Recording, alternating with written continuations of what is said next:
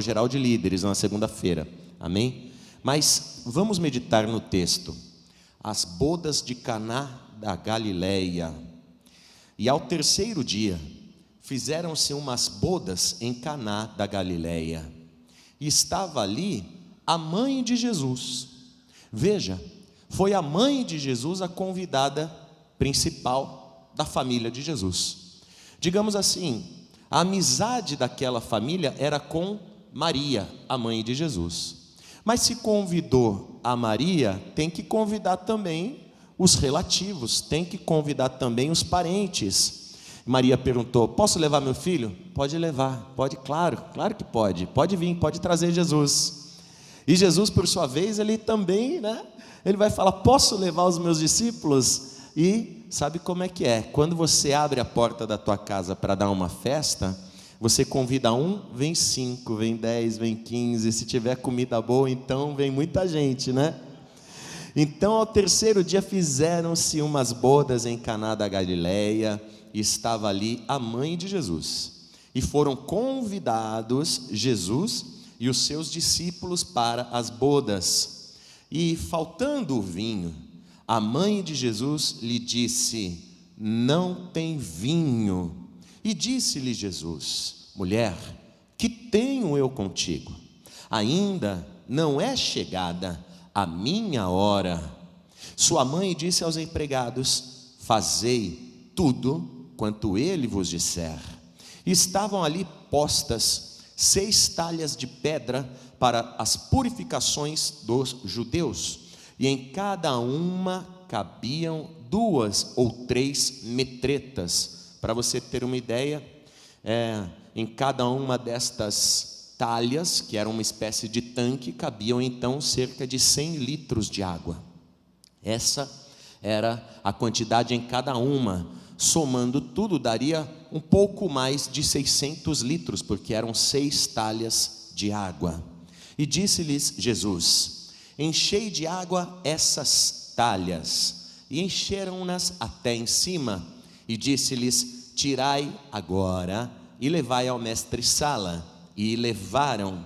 E logo que o mestre-sala provou a água feita vinho, não sabendo de onde viera, se bem que o sabiam os empregados que tinham tirado a água, chamou o mestre-sala ao esposo e disse-lhe: todo homem põe primeiro o vinho bom, e quando já tem bebido bem, então o inferior, mas tu guardaste até agora o bom vinho. Amém, igreja? Amém? Você que estava na segunda-feira passada, você viu que eu não gaguejei nenhuma vez, Até agora eu não gaguejei. O pastor João Ribe falou que eu tinha que orar, eu estou orando por você. E espero que eu não gagueje nenhuma vez, porque eu preciso ter o dom da palavra para entregar a mensagem do alto do céu para o teu coração. Então vamos lá, sem gaguejar agora, Você junto comigo, vamos ler agora apenas o versículo 10. E disse-lhe, mais alto, e disse-lhe: todo homem põe primeiro o vinho bom, e quando já tem bebido bem, então o inferior, mas tu guardaste até agora o bom vinho. Mas tu guardaste até agora o bom vinho. Mas tu guardaste até agora o bom vinho. Quem crê e ama essa palavra, glorifica a Deus com a tua boca e com a melhor salva de palmas. Seja a pessoa que dá a melhor e a maior salva de palmas. Seja a pessoa que abre agora um canal de comunicação com o céu. Meu Deus e meu Pai, recebe o nosso louvor e venha falar com o teu povo. Fala através da minha boca, me usa, Senhor, para levar a tua palavra, para que ela produza o resultado para o qual é enviada, em nome de Jesus. Amém, Senhor, amém, Jesus. Pode se sentar, irmão, irmã. O casamento do povo judeu, o povo judeu é um povo muito festeiro. O casamento judaico não dura um dia como é no Brasil, não dura poucas horas como estamos acostumados. O casamento judaico, ele dura 7 dias, porque o judeu acreditava que, porque Deus criou o mundo em 7 dias, que para você ter um casamento abençoado, você tinha que realizá-lo em 7 dias. Então a comemoração se estendia por 7 dias. Segunda coisa interessante e curiosa é perceber que no versículo 1, aqui em João capítulo 2, versículo 1, diz que ao 3º dia foi feito este casamento. O 3º dia da semana é a terça-feira, 1º dia é o domingo, 2º dia é a segunda-feira, o 3º dia é a terça-feira. Por que que o judeu então tinha preferência por se casar na terça-feira? Porque se você olhar em Gênesis, ali no capítulo 1, e nós vamos ali em Gênesis capítulo 1, no versículo 9, Deus inicia o 3º dia da criação. E no 3º dia da criação, nós vemos que Deus diz o seguinte: ajuntem-se as águas debaixo dos céus num lugar, e apareça a porção seca. E assim foi. E chamou Deus à porção seca terra, e ao ajuntamento das águas chamou mares. E viu Deus que era bom. Deus, na terça-feira, ele disse que era bom a primeira vez. E nós continuando aqui no versículo 11, e disse Deus: produza a terra erva verde, erva que dê semente, árvore frutífera que dê fruto, segundo a sua espécie, cuja semente esteja nela sobre a terra. E assim foi. Veja que Deus no 3º dia, Ele está cuidando de fazer a terra produzir, Ele está cuidando de fazer a terra prosperar, Ele está cuidando de fazer a semente prosperar, crescer e dar fruto. Veja, isso é importante para o judeu. O significado do 3º dia, continuando no versículo 12, é onde Deus vai falar pela segunda vez que isso era bom. A terra produziu erva, erva dando semente conforme a sua espécie, e árvore frutífera, cuja semente está nela conforme a sua espécie. E pela segunda vez, no 3º dia da criação, Deus diz assim: e viu Deus que era bom. Deus vê que era bom pela segunda vez. 2 vezes no 3º dia, Deus viu que o que Ele fez foi bom. Então, o judeu pensava: se Deus criou o mundo em 7 dias, e no 3º dia da criação, Deus viu 2 vezes que o que Ele fez foi bom, nós vamos nos casar sempre que pudermos no 3º dia da semana. Curioso isso, né, pastor?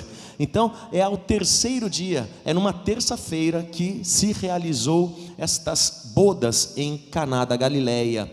E nós sabemos que a união do homem com a mulher gera frutos, e justamente o que no 3º dia Deus fez. Ele deu ordem para que as plantas e os vegetais e as sementes produzissem frutos. E o que deseja um homem que se casa com uma mulher? Gerar filhos, né? Se multiplicar.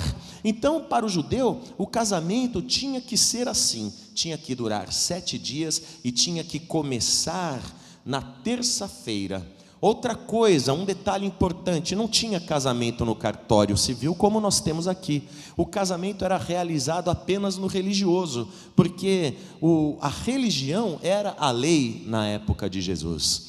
E os noivos iniciavam a cerimônia de casamento no 1º dia, compartilhando e oferecendo um brinde a todos os convidados. Naquele 1º dia, eles diziam algo parecido com isso: com este brinde eu quero dar início às nossas bodas de casamento, divirtam-se e comemorem comigo, porque eu achei a mulher da minha vida, saúde a todos, né? E comemoravam, e com um brinde que eles compartilhavam no 1º dia da festa, iniciava-se as comemorações, e era um enorme banquete. tinha que ser um grande banquete. E tinha que ter vinho logo no primeiro dia da festa, e não podia faltar vinho no último dia da festa, porque no último dia da festa os noivos brindavam novamente com todos os convidados, faziam um brinde e diziam: com este brinde nós então selamos e consagramos o nosso casamento, não é? E terminamos agora e estamos oficialmente casados. Então era com o vinho que se dava início ao casamento, e era com o vinho que se encerrava também no 7º dia da festa o casamento, para selar e consagrar aquele casamento, para que fosse um casamento abençoado. E por que a utilização do vinho? O vinho para o povo judeu carrega grande significado. Nós sabemos que lá no Salmo 104, nós vamos dar uma olhadinha aqui, o salmista, no Salmo 104, versículo 14, está glorificando a Deus pelas maravilhas que Ele manifesta em nossas vidas, e ele diz assim, que Ele, o Senhor, faz crescer a erva para os animais, e a verdura para o serviço do homem, para que tire da terra o alimento, e o vinho que alegra o seu coração. E ele continua ainda dizendo, e também faz reluzir o seu rosto com azeite, e o pão que fortalece o seu coração. Quer dizer que para o judeu, o vinho é sinônimo de alegria, porque o vinho alegra o seu coração. Nós vemos também no Salmo 116, no versículo 13, que diz assim: tomarei o cálice da salvação. Em outras versões está escrito assim: erguerei o cálice da minha salvação. Erguer é uma atitude de comemorar, é uma atitude de uma pessoa que está declarando vitória. Erguerei, tomarei o cálice da salvação e invocarei o nome do Senhor. O vinho é sinônimo de alegria para o judeu. Não pode faltar vinho numa festa de casamento, não pode. O vinho para aquele povo tem um significado muito especial. Se tem vinho na festa, é sinônimo de prosperidade futura. Agora, se faltar vinho, imagine só, o pai da noiva vendo que o noivo não pôde abastecer sequer aquela festa de casamento com vinho, o pai da noiva pensaria assim: esse esposo que eu mesmo escolhi, porque os casamentos eram arranjados, né? Este esposo que eu escolhi para minha mulher, para minha filha, né? Ele vai ser um esposo miserável, e minha filha vai passar necessidade com ele. Então, se faltasse vinho, era uma espécie de vergonha para as duas famílias. E como é que acontecia o casamento? Era assim: um homem tinha um filho, e o amigo daquele homem tinha uma filha. E desde criança, vendo, né, os meninos, as meninas, todos eles brincando, o pai do menino ou o pai da menina chegava no amigo e falava: olha, a minha filha gosta do teu filho. O meu filho também gosta muito de brincar com a tua filha. Poxa, você não aceita quando os nossos filhos crescerem? Você aceita o meu filho como noivo da sua filha? Sim, eu aceito, porque eu vejo que você vai dar uma boa educação para este menino, e com certeza será uma bela união. Então eles apertavam as mãos, ou melhor, colocavam a mão embaixo da coxa para selar aquele compromisso, né? E eles então iniciavam essa espécie, né, de casamento arranjado, desde que as crianças eram pequenininhas. E quando as crianças cresciam e se tornavam aptas para a união em casamento, então o noivo, ele tinha que levar para a noiva um presente, que é o dote, né? Que antigamente se usava isso. Ele levava um presente para a noiva que ele ainda não podia ver através do véu. A noiva recebia aquele presente, e ela ficava cuidando daquele presente, que era o dote, durante 1 ano. E durante todo aquele ano, o que é que o noivo fazia? Ele preparava a casa, ele construía a casa para morar com a futura esposa dele, a sua noiva. Então ele tinha 1 ano para preparar a casa, porque quem casa quer casa, não é? Então o noivo durante todo aquele ano preparava a morada. Está entendendo aí? Está entendendo? O noivo ficava preparando a morada. E o que a noiva ficava fazendo durante aquele 1 ano? Se preparando também. Está pegando aí, ó? A noiva se preparando para entrar em união junto com o noivo preparando a morada, preparando a casa, e a noiva fazendo uma espécie de purificação. Fazia, tratamento de beleza, passava esfoliante no rosto, a lama do Mar Morto, passava óleo de unguento para ficar com a pele macia, azeite e mirra, e todo tipo de cosmético disponível na época, com ervas. Era aquilo que a noiva fazia para se purificar, para estar preparada e preparadíssima para aquele grande dia, onde ela iria se unir junto com o noivo em matrimônio. Era assim que acontecia o casamento dos judeus, Então, toda aquela família estava muito contente, e os preparativos foram muito detalhados. Para você ter uma ideia, o noivo, ele preparou ali 6 talhas de água e colocou na porta daquela mansão que ele construiu. Ele construiu uma grande mansão. Para quê? Para acomodar a quantidade de convidados que viriam à festa. E por que eu sei que era uma grande quantidade de pessoas? Porque se fossem poucas pessoas, 1 talha apenas seria o bastante, seria o suficiente. Mas aquele noivo colocou 6 talhas de água, 6 talhas de pedra, onde em cada uma destas talhas cabiam 100 litros de água. Ou seja, era para comportar um grande número de pessoas que haveria de entrar na casa dele.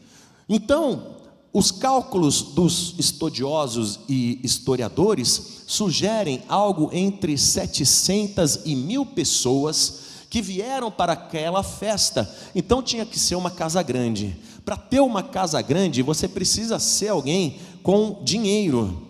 E aquele noivo não deixou barato não. Além de colocar 6 talhas de água. E para que serviam essas talhas de água?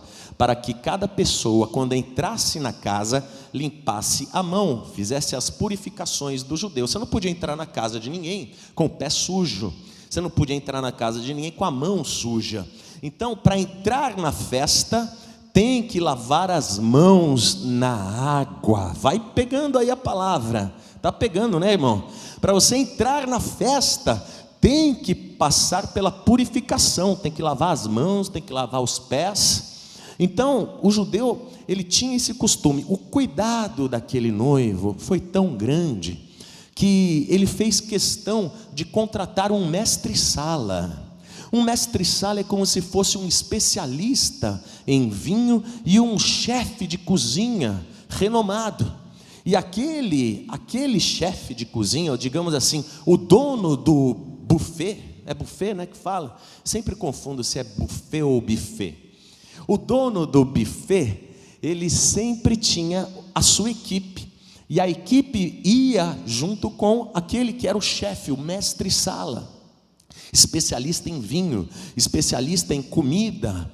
E o noivo fez questão: eu quero o melhor, e eu vou receber muitos convidados, dinheiro não é o problema, quantos litros de vinho eu vou precisar?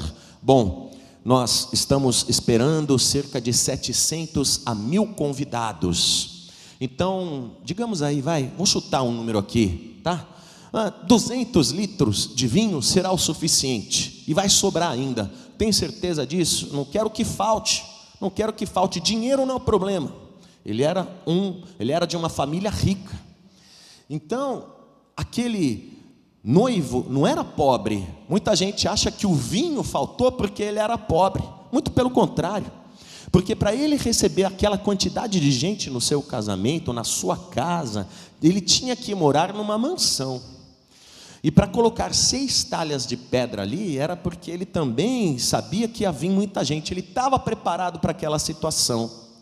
Então, no dia da festa, eu vejo o seguinte: o judeu, quando ele abre a festa, ou quando ele começa uma festa e abre as portas da sua residência, quem estiver passando na frente da casa e ouvir a música, e ouvir, os copos brindando, e ouvir, aquela comemoração, aquela alegria vindo daquela casa, o judeu que passasse por ali e quisesse entrar, era bem-vindo, todos podiam entrar, só não poderiam se sentar à mesa, digamos assim, dos convidados, porque os convidados eles tinham lugares cativos, os convidados tinham preferência na hora de receberem o vinho.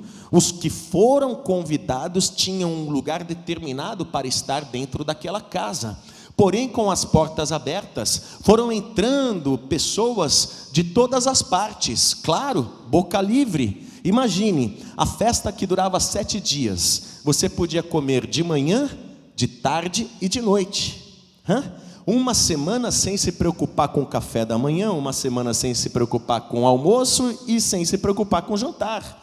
Quem passava ali, entrava, lavava a mão rapidinho e queria já se fartar, e queria beber do vinho também, mas o vinho estava reservado para os convidados. Só que aí eu particularmente vejo isso, entraram ali também pessoas indesejadas.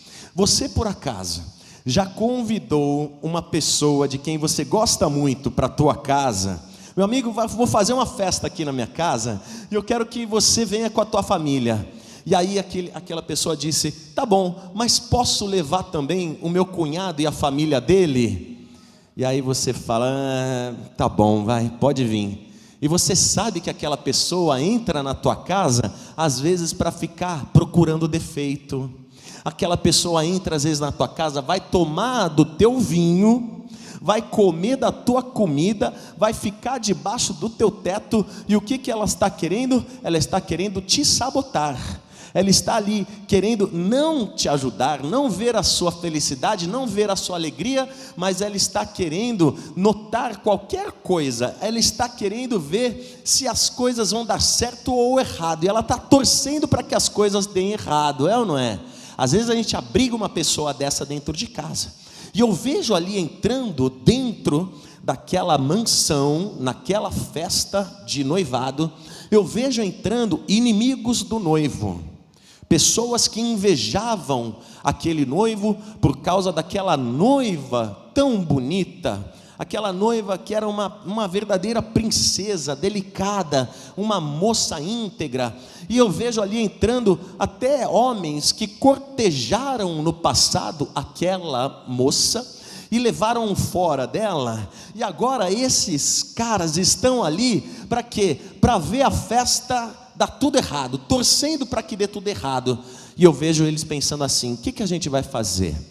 Vamos tomar todas aqui, até o vinho acabar, que quando o vinho acabar, vai ser uma vergonha para essa família e para esse noivo. É bem provável que tenha acontecido isso, porque o noivo não ia deixar acabar o vinho assim, o noivo fez tudo meticulosamente calculado. Se a gente, quando vai fazer uma festa de casamento, a gente não tem que contar o número de convidados, a gente faz exatamente a conta de quantos pratos você vai ter que servir, quantas pessoas você vai receber, qual é a bebida que os convidados gostam. Vai ter gente que gosta de suco, refrigerante, água, e água tônica, e água com gás. Quando a gente vai casar, a gente faz todos esses preparativos. Você acha que o noivo, que teve 1 ano para preparar aquela festa de casamento, você acha que ele iria deixar o vinho acabar no meio da festa? Não, ele foi sabotado. Do mesmo jeito que às vezes entra gente dentro da nossa própria casa para tentar sabotar a nossa alegria, meu irmão. Às vezes tem gente dentro da tua casa torcendo para dar tudo errado com você.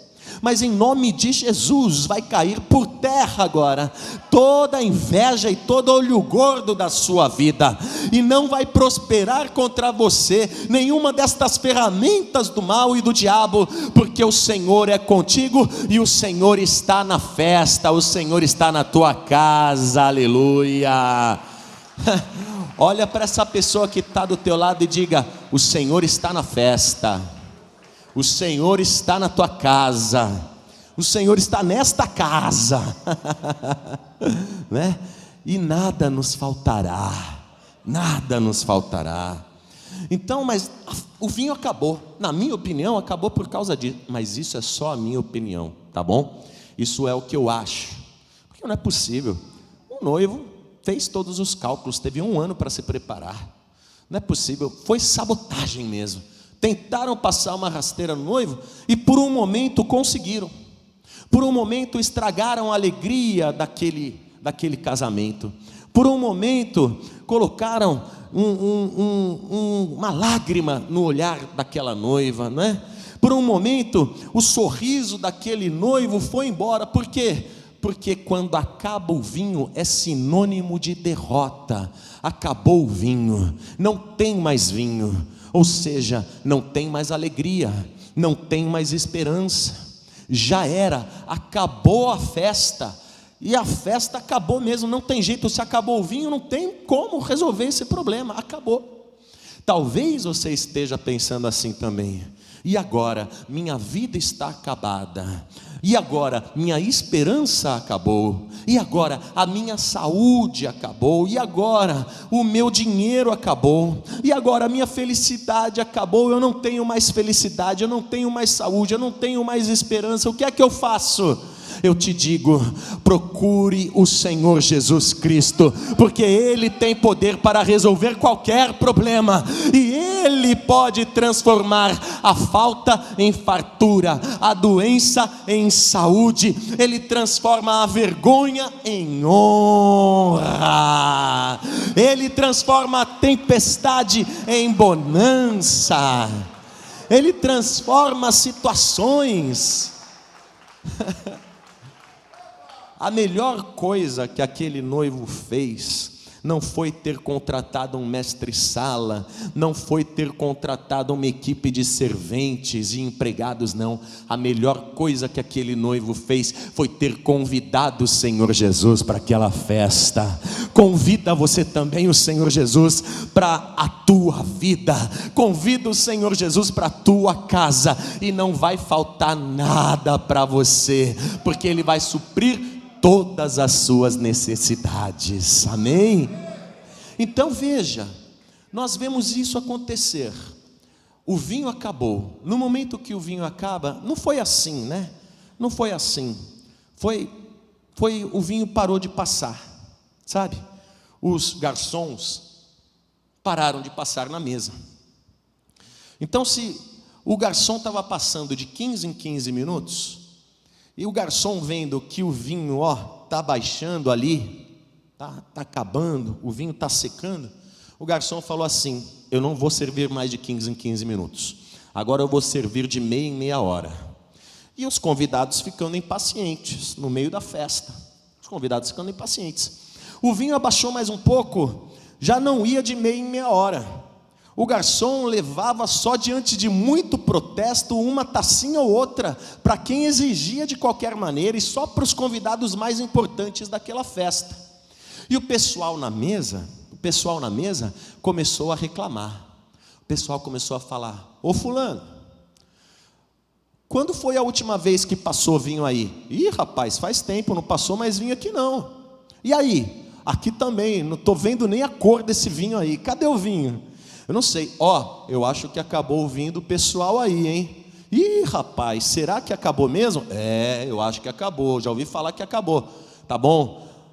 Mas não conta para ninguém, tá bom? Acabou o vinho deles, mas não conta para ninguém. Não, pode deixar, não conto nada. Morreu aqui. Daqui a pouco aquele lá vira para o outro lá na mesa e fala: você não sabe, eu acho que o vinho acabou, percebeu?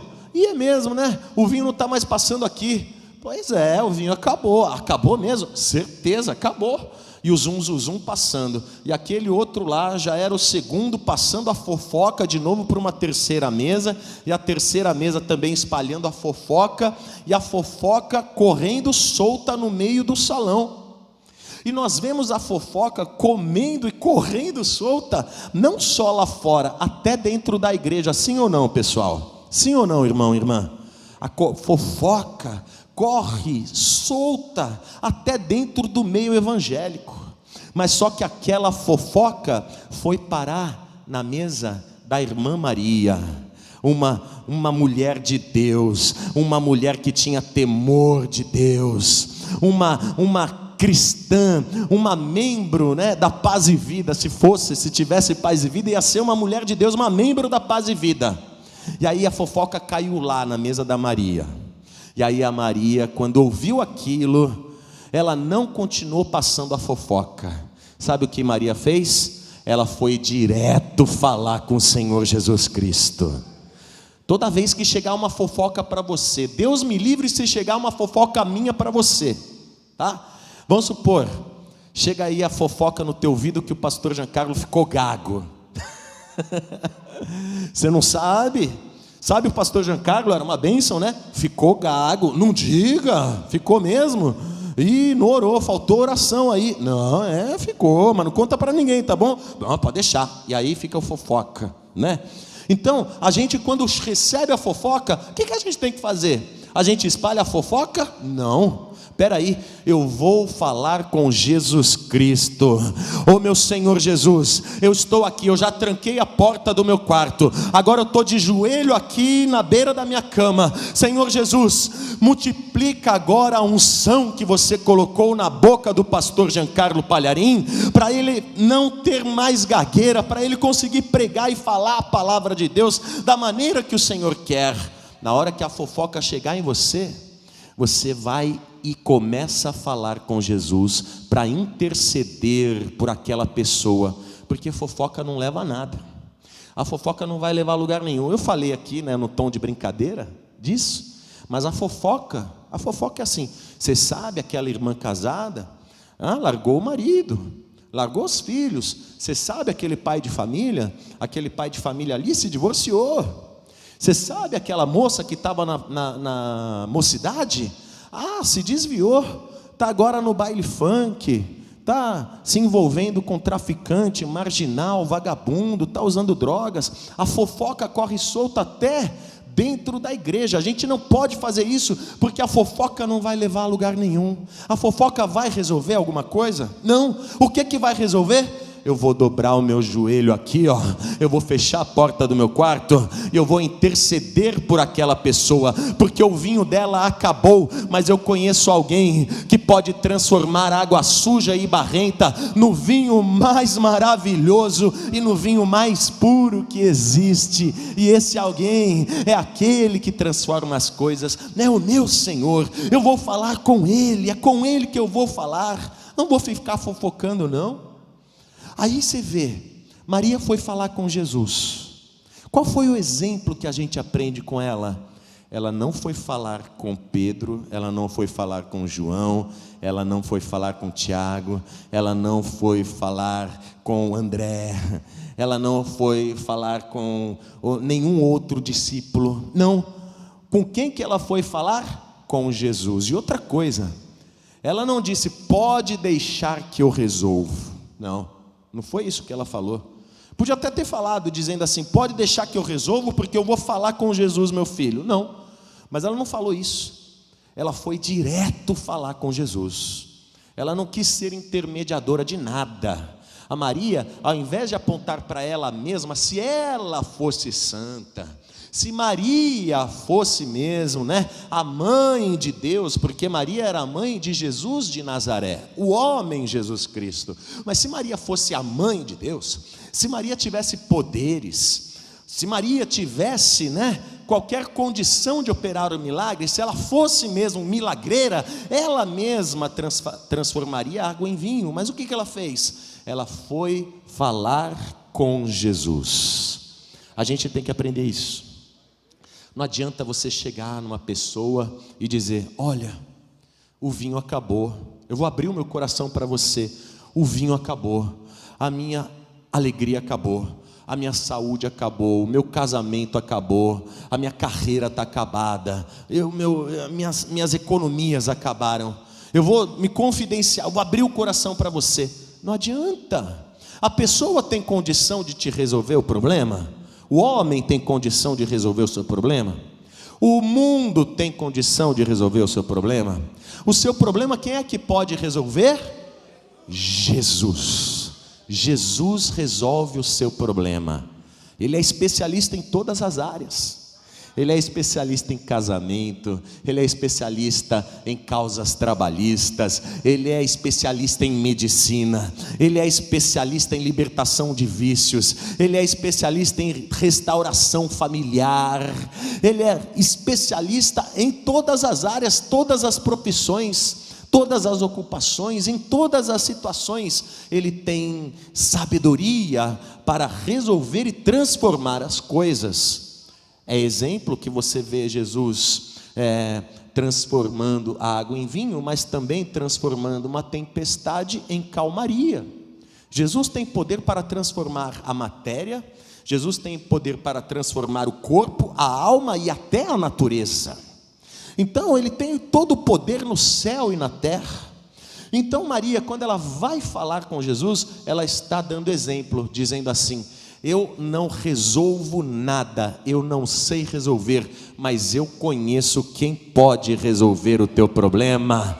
Eu sei quem pode resolver o teu problema? Jesus de Nazaré, aleluias, só Ele tem poder para isso.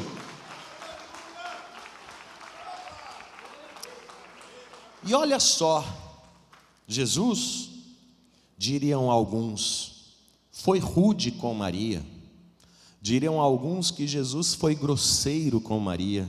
Jesus não foi delicado com a sua mãe. Que grosseria falar assim com a sua mãe. Acontece que nós sabemos que esse é o primeiro milagre que Jesus vai operar. Ele vai operar este milagre para manifestar a sua natureza divina. Ele vai operar este milagre para dar início ao seu ministério de sinais, maravilhas. E ele vai então manifestar-se como Deus. E ele não vai agora olhar para Maria como sua mãe, mas ele vai olhar para Maria como filha e como serva. Porque Maria, ela é nossa irmã. Ela é uma mulher de Deus? É temente a Deus. Maria é uma bênção, só que ela não é a mãe de Deus. Ela não é a mãe de Deus, ela é a mãe de Jesus de Nazaré, não é? Então quando Jesus diz assim no versículo 4, disse-lhe Jesus: mulher, Jesus não disse minha senhora, não, né? Não, mulher, não é mulher não. Jesus não disse minha santa, não, mulher. Jesus não disse minha mãezinha? Não, mulher. Jesus não disse minha virgem imaculada, foi isso que Jesus disse? Não, até porque Jesus nasceu do Espírito Santo e depois Maria teve outros filhos. É um descabimento de dizer que Maria ainda é virgem. Maria foi virgem quando concebeu, mas depois Jesus teve irmãos que nasceram da união de José com Maria. Então é um descabimento dizer que ela é virgem, a Virgem Maria, a mãe de Deus, a Nossa Senhora. Não, mulher, que tenho eu contigo? Jesus está dizendo assim: isso não é problema meu. Jesus está dizendo isso, que tenho eu contigo, isso é problema deles. E aí Jesus diz assim: ainda não é chegada a minha hora. E aqui nós vemos que nós temos duas ideias e duas palavras reveladas apenas nesta frase: ainda não é chegada a minha hora. Porque esta frase aponta para a cruz do Senhor Jesus, porque é na cruz do Calvário onde Ele vai derramar o seu sangue precioso, o seu vinho será derramado ali na cruz. Esse é o cálice do Novo Testamento: fazei isto em memória de mim. Tomai e bebei este cálice ao Novo Testamento no meu sangue. Fazer isto em memória de mim. Quer dizer que o vinho do Senhor Jesus é o sangue que Ele vai derramar 3 anos depois. E Ele está dizendo: ainda não é chegada a minha hora vai ser depois de 3 anos. Depois de 3 anos lá na cruz do Calvário eu vou morrer crucificado, ainda não chegou a minha hora não. Mas também tem um outro significado quando Ele diz: ainda não é chegada a minha hora. Significa o seguinte: que tem uma hora para Ele agir, tem uma hora certa para Ele entrar em ação, tem uma hora certa, e é nessa hora, na hora que você mais precisar, é nessa hora que Ele vai entrar na tua casa com provisão e com milagre, porque ainda não é chegada a hora, mas o teu milagre já está agendado na agenda do céu, já está na planilha do reino de Deus, tem data e hora marcada a tua vitória. Então não temas, porque o teu milagre já está vindo, só precisa esperar a hora, porque a hora é dele e não nossa. Teu milagre já está preparado. Você crê nisso? Crê nisso? Diga: eu creio. O meu milagre já está na planilha do céu, na agenda de Jesus. Eu não vejo a hora, mas o Senhor sabe qual é a hora. Ele sabe qual é a hora do teu milagre. Amém? Seu milagre já está agendado lá. Mas veja só, Jesus diz isso assim: ainda não é chegada a minha hora. E quando Jesus diz assim, mulher, que tenho eu contigo, é uma expressão que o judeu usava, é uma expressão coloquial, era uma expressão que as pessoas costumavam usar. Por exemplo, ali no livro de Juízes, no Antigo Testamento, é uma expressão comum do judeu utilizar isso, no meio ou no início de uma frase. Juízes capítulo 11, versículo 12: e enviou Jefité mensageiros ao rei dos filhos de Amon, dizendo: que há entre mim e ti? Que tenho eu contigo? Que há entre mim e ti? O que é? Né? Ué, não é problema meu? O que é? É isso. Se você ver também o livro do profeta Samuel, capítulo 2, ou melhor, segundo livro do profeta Samuel, versículo 16, no capítulo 16, versículo 10, pegou aí? Aí, o rei Davi está dizendo: que tenho eu convosco, filhos de Zeruia? Então, falar que tenho eu contigo, mulher, é uma expressão coloquial e muito comum utilizada. Jesus está falando: não é problema meu, e não era mesmo problema dele. Quem foi convidado para aquela festa em primeiro lugar foi Maria. Maria que deve ter falado: eu posso levar meu filho também? Pode vir, né? Quem era convidado especial era Maria, Maria que conhecia a família. Mas Maria falou: posso levar Jesus? Pode.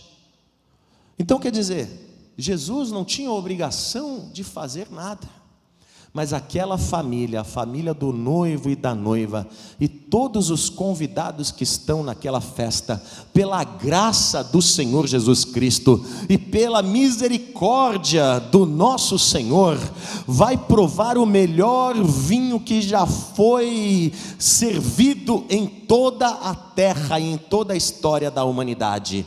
Porque esse vinho que será servido é um vinho que nunca foi uva, é um vinho que não precisou envelhecer em barril, é um vinho que não precisou ser pisado num lagar, é um vinho que não precisou ser amassado, nem filtrado e nem armazenado durante muitos anos. Esse vinho é um vinho especial, porque tem sabor da graça do nosso Senhor e Salvador Jesus Cristo, e você também vai provar desse sabor, o sabor do milagre na tua vida, o sabor do mel, o sabor da bênção, o sabor da proteção e livramento do Senhor Jesus. Você também vai provar o bom de Deus, e o melhor de Deus ainda está por vir.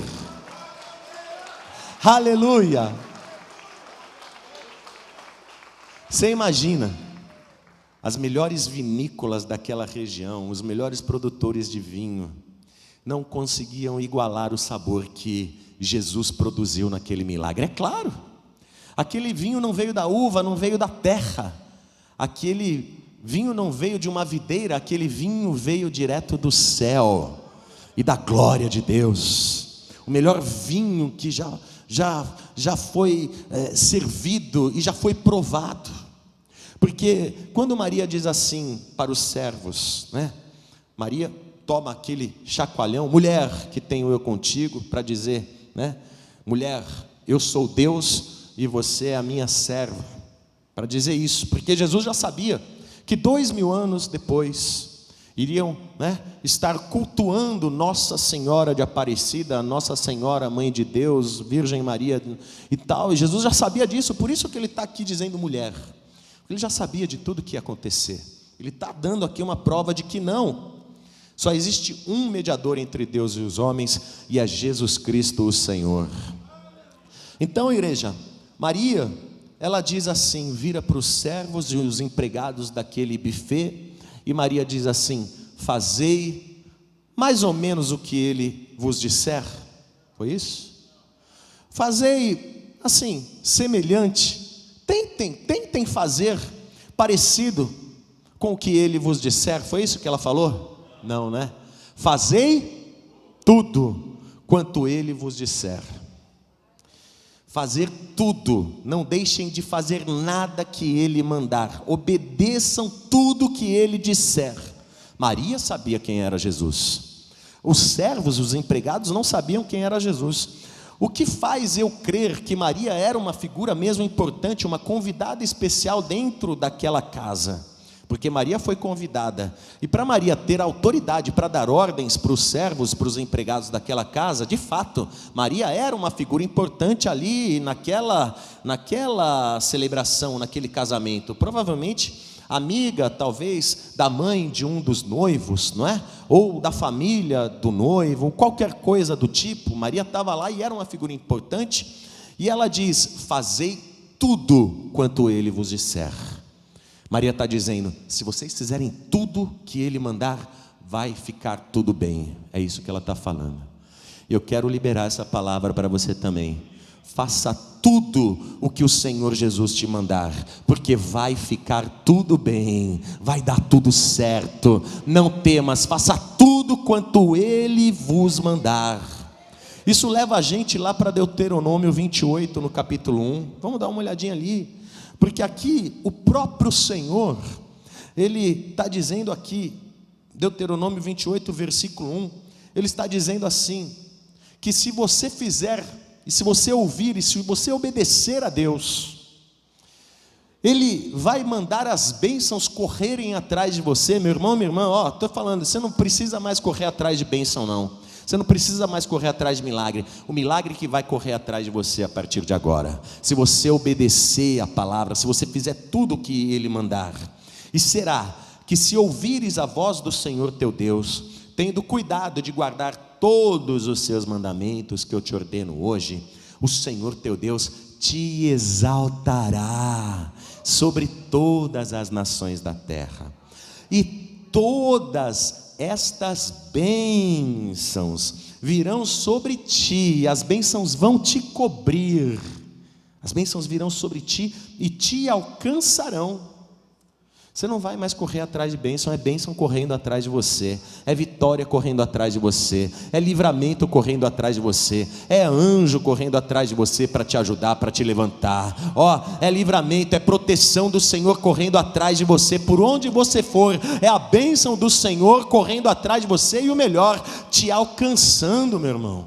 A bênção do Senhor vai te alcançar. Quando? Quando ouvires a voz do Senhor teu Deus. Amém? Depois você lê todas as bênçãos. O Evangelho de João, capítulo 14, versículo 21. Antes de morrer, Jesus está dizendo assim: aquele que tem os meus mandamentos e os guarda, ou seja, aquele que me obedece, né? Aquele que tem os meus mandamentos e os guarda, aquele que faz tudo que eu mando. Está entendendo aí? Aquele que faz tudo que eu mando, este é o que me ama, e aquele que me ama será amado de meu Pai, e eu o amarei e me manifestarei a ele. Se alguém me ama, guardará a minha palavra. Ou seja, se alguém me ama, vai fazer tudo o que eu mandar. E o meu Pai o amará, e viremos para ele, e faremos nele morada. Aleluia. Jesus não vai ser mais apenas um convidado na tua vida, Ele vai morar dentro de você, Ele vai começar a morar dentro do teu coração. Então não apenas convide Ele para passar um final de semana ou para passar 7 dias, mas convide Jesus para passar toda a eternidade dentro do teu coração. Senhor, mora dentro de mim até o último dia da minha vida aqui nesta terra, até o dia em que eu estiver na tua presença, nas bodas do Cordeiro, na Canaã celestial. É isso que nós precisamos fazer, guardar a palavra para nos prepararmos. Nós estamos aqui aguardando, porque Jesus disse assim: não se turbe o vosso coração, credes em Deus, crede também em mim. Na casa de meu Pai há muitas moradas. Se não fosse assim, eu vou-lo teria dito, pois vou preparar-vos lugar. E se eu for e vos preparar lugar, virei outra vez e vos levarei para mim mesmo, para que onde eu estiver, estejais vós também. O que o noivo está fazendo? O que o noivo estava fazendo durante um ano de noivado. O noivo Jesus Cristo está lá, preparando a morada, preparando a nossa morada celestial, a nossa mansão no céu. Quem quer morar no céu? Então, nós temos que nos preparar. Qual é o papel da noiva? Se preparar também. Nós temos que nos preparar, porque nós vamos participar deste grande casamento. Nós somos a noiva.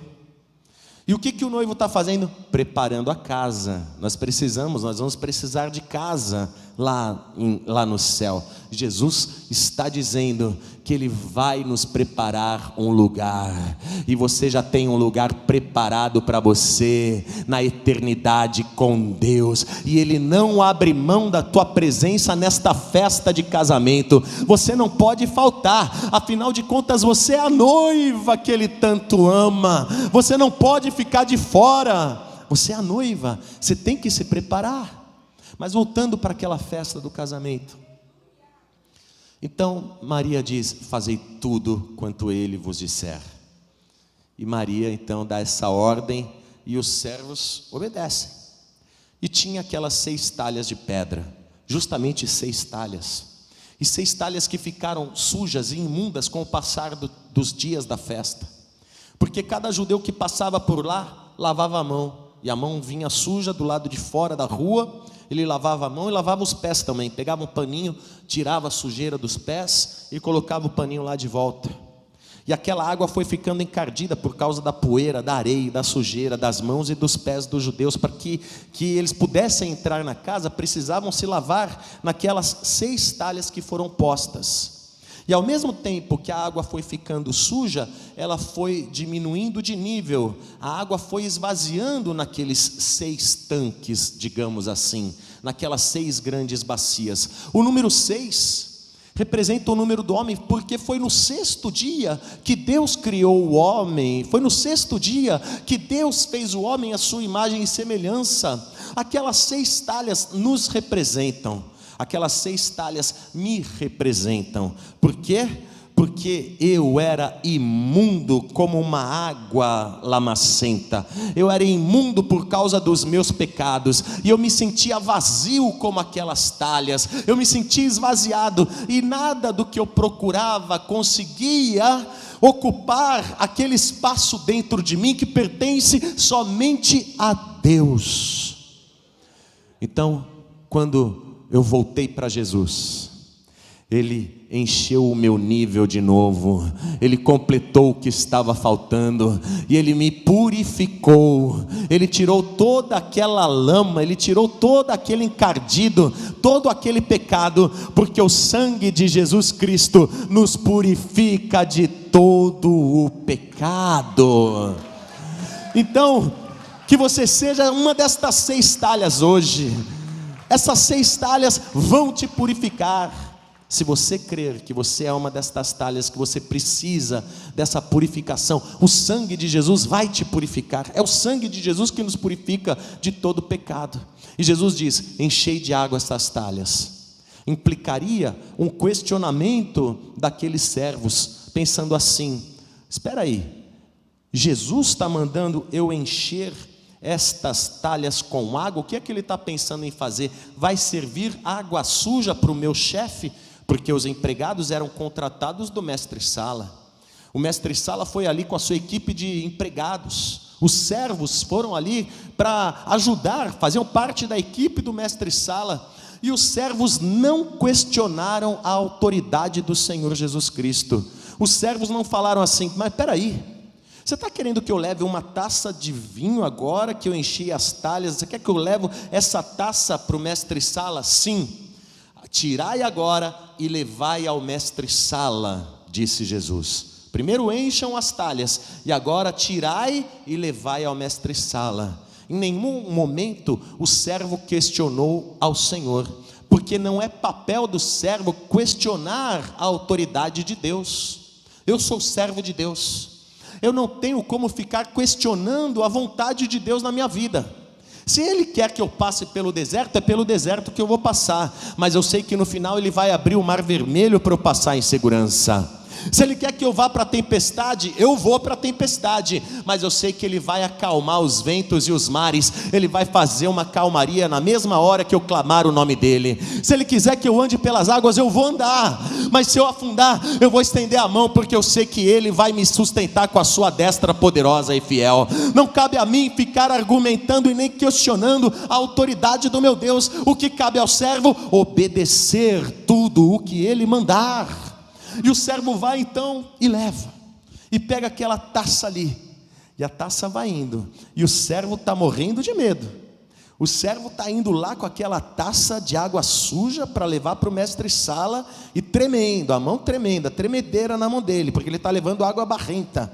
E enquanto ele está indo para levar para o mestre-sala, ele está indo levando aqui: vem cá, mestre-sala, faz cara de mestre-sala exigente e chato, mostra aqui para eles a tua cara de mestre-sala, de sommelier e fresco, daqueles chato fresco mesmo, tá? Igual aqueles chefes lá dos programas de televisão, sabe aqueles lá que falam em francês, tá? Você é o chefe, eu estou indo aqui, eu estou indo cheio de medo, ó, estou tremendo, ó, olha a cara dele, ó a cara de chato dele lá, ó, eu estou tremendo, eu vou levar essa água barrenta para ele, ele vai me mandar embora, ele vai me despedir, eu não vou ganhar nada, eu vou perder meu emprego. E enquanto ele está indo, ele está olhando: peraí, a água está mudando de cor, a água está ficando meio rosa, essa água virou vinho, toma, prova essa água. E quando o mestre-sala provou, a água não era mais água, mas era o melhor vinho que ele já tinha experimentado, porque tinha sabor de milagre, tinha sabor de céu, tinha sabor de vitória, tinha sabor de honra. Acabou a vergonha, acabou a humilhação. E os empregados ficaram felizes da vida e foram servindo todo mundo, o garçom levando, e eles iam lá, pegavam água suja, e a água suja aí se transformava em vinho no meio do caminho, e fizeram isso e serviram a todos.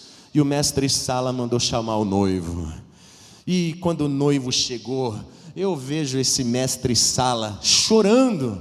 Sabe que eu acho que esse vinho foi tão bom que o homem caiu em lágrimas, sabe uma comida tão boa que você até suspira, sabe um sabor tão maravilhoso que você só falta suspirar. Eu vejo aquele mestre-sala abraçando: vem aqui meu filho, vem aqui noivo, me dá um abraço, a melhor experiência que eu já tive, que vinho bom, que vinho maravilhoso. E o noivo, sem saber, sem entender nada, só quem viu e quem teve o privilégio de ver o milagre e entender o que aconteceu foram os servos. Olha o privilégio de quem é servo de Deus. Quem é servo de Deus?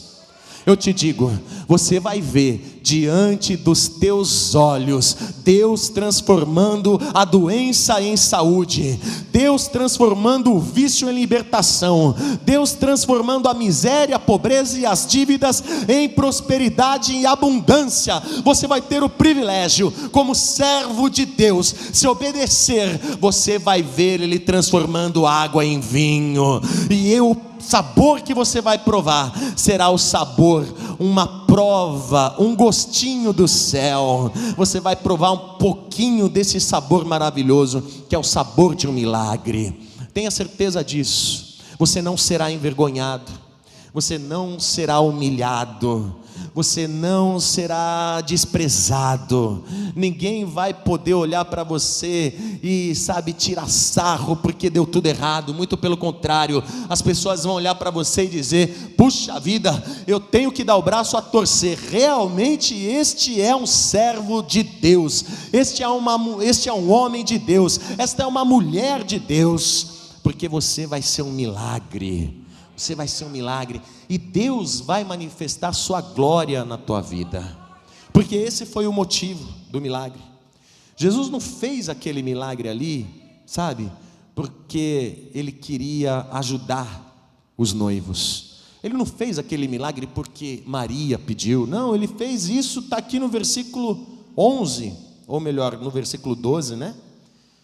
João capítulo 2, versículo 12, ou melhor, 11 mesmo, é o 11, ó. Jesus principiou assim os seus sinais em Caná da Galileia, e manifestou a sua glória, e os seus discípulos creram nele. Entendeu o motivo? O motivo para Jesus operar o milagre em Caná da Galileia, este sinal, foi este: para manifestar a sua glória e para fazer os discípulos crerem nele. Amém? E o mestre Sala, que deu essa declaração, ele falou assim para o noivo: olha, estou impressionado com este vinho, nunca senti um vinho tão maravilhoso. Que sabor inigualável, que sabor gostoso. O mestre Sala estava falando isso, e ele disse assim: em todas as festas que eu vou, os noivos sempre servem primeiro o melhor vinho, e depois que já está todo mundo meio alto, já está todo mundo já embriagado, colocam o vinho de qualidade inferior no meio da festa, porque ninguém vai notar, ninguém vai perceber. Mas você guardou até agora o melhor vinho para servir no final. Me dá um abraço. Essa foi a declaração do mestre Sala.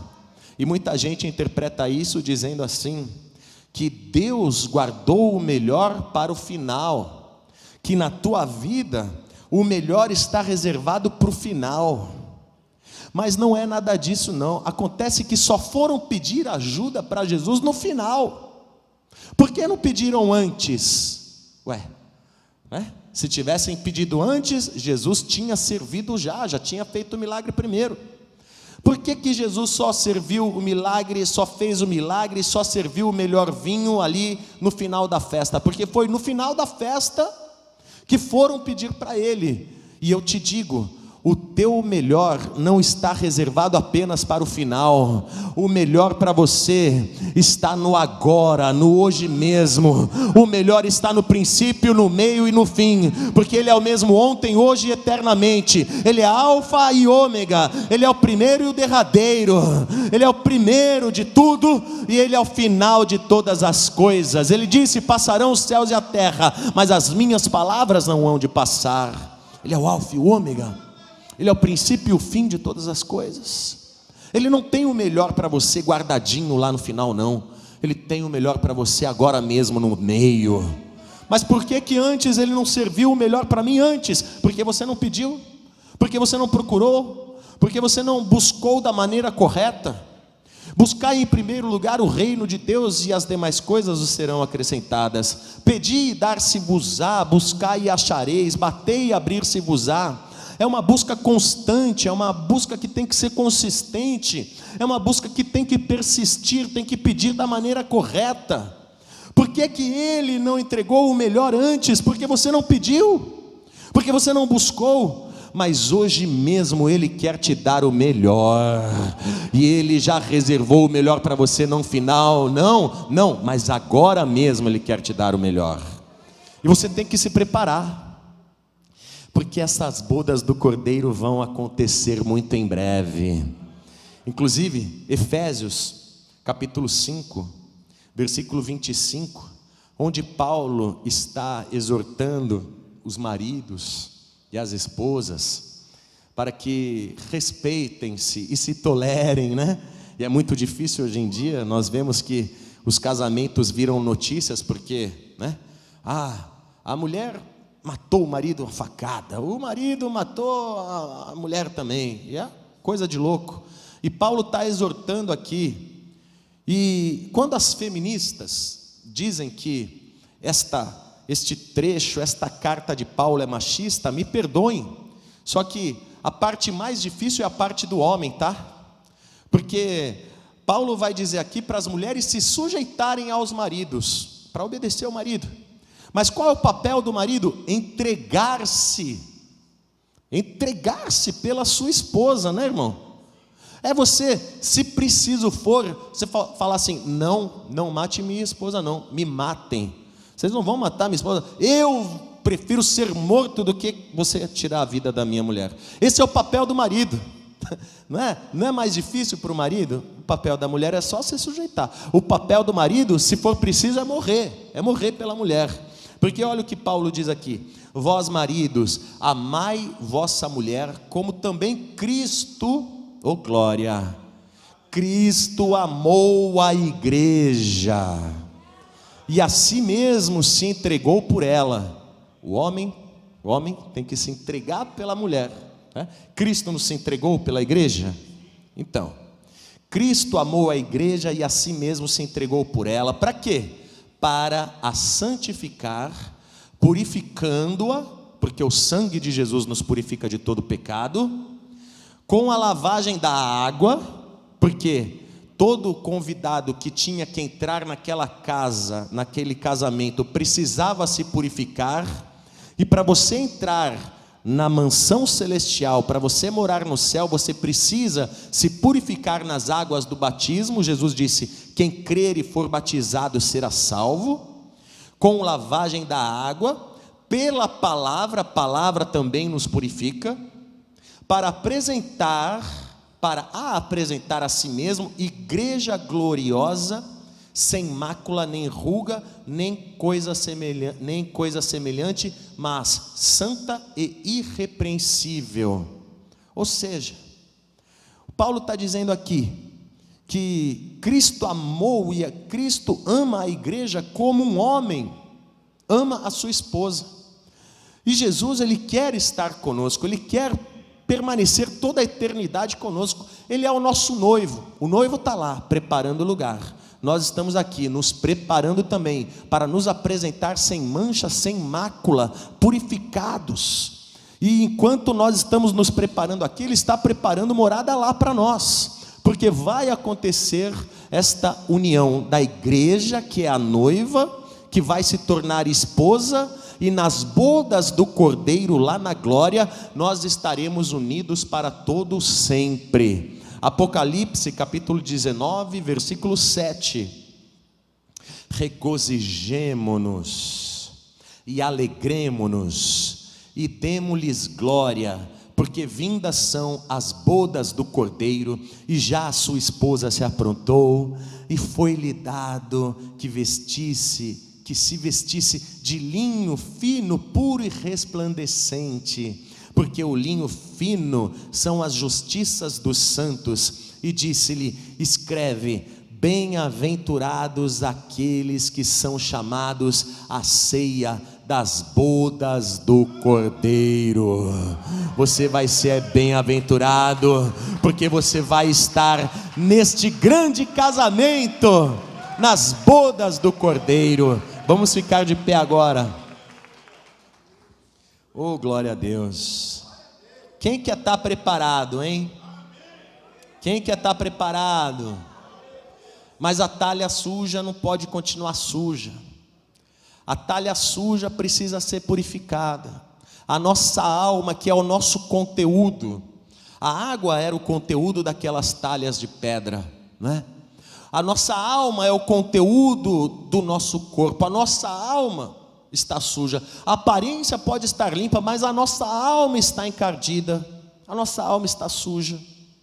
Então nós necessitamos de purificação. E a única coisa que purifica é o sangue de Jesus Cristo.